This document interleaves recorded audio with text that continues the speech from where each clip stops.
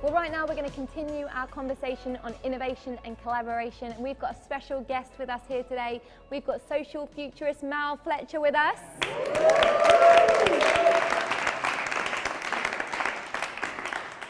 Mal, first of all, tell us, what is a social futurist? A social futurist is somebody who tracks changes in ethics, in technology, in values, and really through an understanding of history begins to extrapolate that into the future and say, if we continue along that line, where will we be in 10, 15 or 20 years? And I think for Christian leaders, we have to stop simply managing the present and celebrating the past, and we have to engage the future. It's the only way to shape the future, especially those of us who are generational leaders here today. Yeah, great. Love that. Okay, so we are going to go into the future, but before we do that, let's go back into the past, because before you were a social futurist, you were a youth pastor, right? I was indeed, yes. For Youth Alive, it went from 300 young people to over 60,000 people, and it is now a global organisation. Yeah, it started in 1982. I was a youth leader fresh out of university, and we just had nowhere to take young people that was friendly to local church, but didn't look like local church. So we started having these events with 300 young people. Half of them were from my youth group in one venue. Then we started to grow to 1,000, 2,000, 3,000. We started filling indoor football stadiums. And other people in the country got interested. So I invited them all into Melbourne for a forum, a summit for 2 days. And talk about innovation, that just exploded in those 2 days. We came out of that with a plan for Youth Alive Australia, whereas it had previously only been Youth Alive in my state.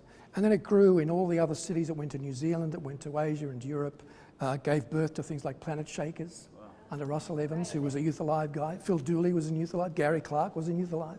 So many people were involved, and it's great to see what God has done. Never allow anybody to tell you, if you're in generational ministry, that it's just a stepping stone to something else. Yes. I mean, there are thousands of leaders today around the world because of that simple act of obedience of bringing leaders together from around Australia. It's great. That's incredible. Now we're joined here, Mal, with a load of youth and young adult leaders from across the UK. And we've been discussing a lot of trending topics, social media, technology, stuff like that. But really, let's get into the generations. You got Gen Z and you got millennials. Tell me, what is the difference between them both? Well, let's define some terms first of all, Dan. Gen Z, we call them Generation Edge because this generation is on the edge of some of the biggest challenges and opportunities that have faced humankind in the last 100 to 200 years. And the major difference between millennials, who are aged 35 to about 18 in the UK, and anything under that, 17 and under, we would call Generation Edge. They're quite different in a lot of ways, but here's two for you. Millennials are much more idealistic than Generation Edge. Generation Edge is much more pragmatic. It's much more, we don't want to hear the dream, we don't want just the vision, we want to know how it's going to happen. And you can see that with under 16s even now. We want you to give us some pragmatic, measurable projects that will make a change in society. The other big difference is that Generation Edge are reformists by nature. And they don't see rebellion as baby boomers, my generation, used to do.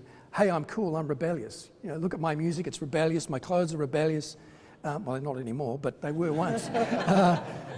They're not like that. They don't wear it as an outward badge of identity. They see rebellion as a way of bringing reform, especially in the digital space.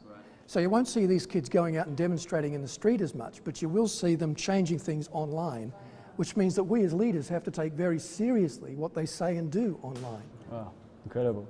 All right, well, we'll open it up to the floor and we'll see what questions you guys have and go from there. Awesome. So yeah, just thinking about kind of, you know, some of the issues that a lot of this generation faces in terms of like stress and anxiety and depression. Statistics would say that 70% of the generation, you know, it's increased over the past 25 years in that. A lot of people would think that the factor would be social media and technology, but, you know, if that was all kind of removed, do you think the problems would still remain? I think the problem would still remain. However, I have to say that social media is an exacerbating factor. There's plenty of evidence now, for example, that social media can make you feel down. Facebook in particular has been researched a lot in the United States. And the reason for that is that on social media, obviously, you're seeing someone's idealized life. You're not seeing their real life, which leaves many of us feeling, well, why is my life not quite matching up to these other people? Why am I so dull? Why is my Instagram feed so dull? There's time starvation too. You know, people are more prone to be depressed when they don't get enough sleep. And in this country of Great Britain, 40% of children who own a smartphone today don't get enough sleep. Wow.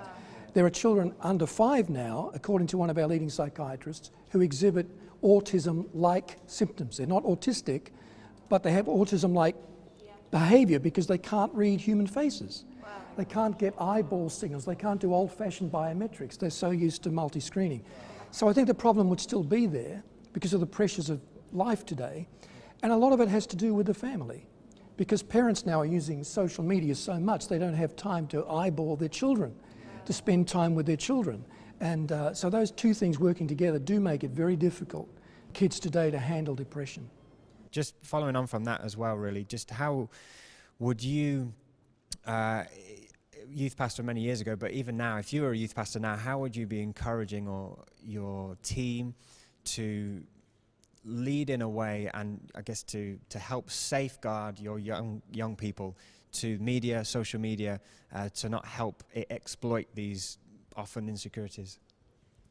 I think one of the things I would do, it's going to sound like a strange answer to your question, but it won't if you think about it later. I would teach young people what the Lordship of Christ means. That Jesus is my friend, but he's not my buddy. Right. Dan's my friend, and we could become buddies. But Jesus isn't like that. He's my Lord. Great. Kurios in Greek means someone who has the right to make a demand and have it fulfilled. Right. Now, Dan and I are not like that, but Jesus and I have to be. He's called Master, the one who has the unreserved right for everything I have. Right. No questions asked. If we begin ourselves to understand that, it changes our attitude to servanthood, doesn't it? If we get our young people to begin to understand that, he's your friend, but he's not your buddy. He doesn't play let's make a deal, let's do your thing 3 days a week and mine the other 4, okay? Comes back to what you were saying. He's the Lord of my life. He has the right to say, because I died for you, you owe this. Now, I'm not saying he necessarily addresses it that way, but Paul says we have to become like slaves to righteousness. Slaves. We never use that word anymore in a positive sense. But what he's saying is, I can't find a better example to give you than this one we see in the marketplace every week in Rome, slaves. We've got to give ourselves to Christ unreservedly. And I think when we do that, some of these problems start to come into context then for young people. They start to get it. You know, even social media starts, that has to be subjected to Christ. What does that mean? How do I get involved in social media in a way that doesn't reflect badly on the Lord Jesus? And that changes everything.